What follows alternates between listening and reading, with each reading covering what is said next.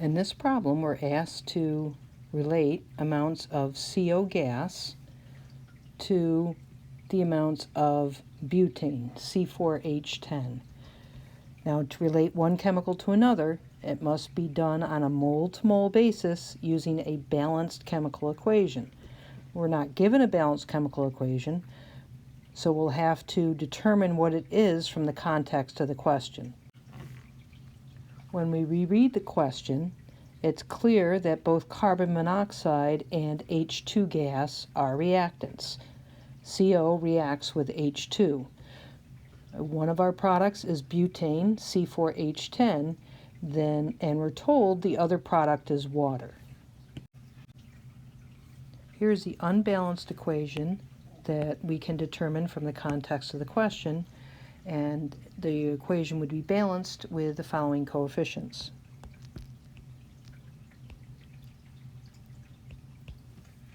Again, be sure you review balancing chemical equations prior to the quiz. Again, returning to the question, we see the quantity of gaseous carbon monoxide is given in liters. And in order to be able to compare carbon monoxide to butane, it has to be done on a mole-to-mole ratio. So we need to convert liters of gaseous carbon monoxide to moles of carbon monoxide. So here's our conversion factor. So many liters of gas is equivalent to a mole of gas at STP. And the units of liters cancel out, and we have converted to moles of CO2. The next step is to set up a mole-to-mole ratio using our balanced chemical equation.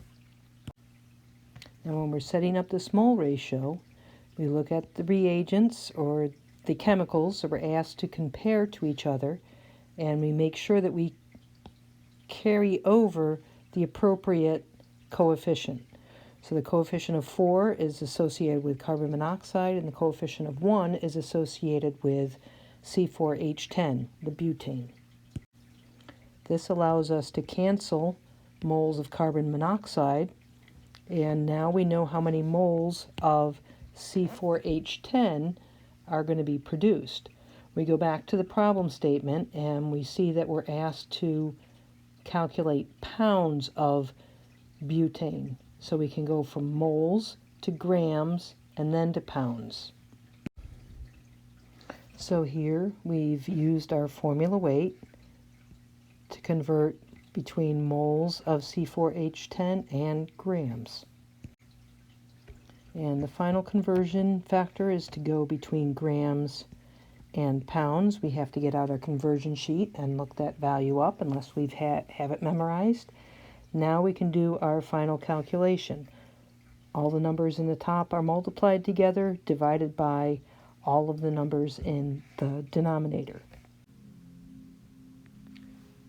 So we've added our final conversion factor, and our units of grams cancel. The only unit that survives is pounds, which is our desired unit for our answer. We do our math and we look at our sig figs. As far as sig figs, we have 3, 5. This is exact, so it's not going to impact sig figs. 4 and 5. 3 is our least amount of sig figs, so we're limited to 3 sig figs, and we have our correct final answer.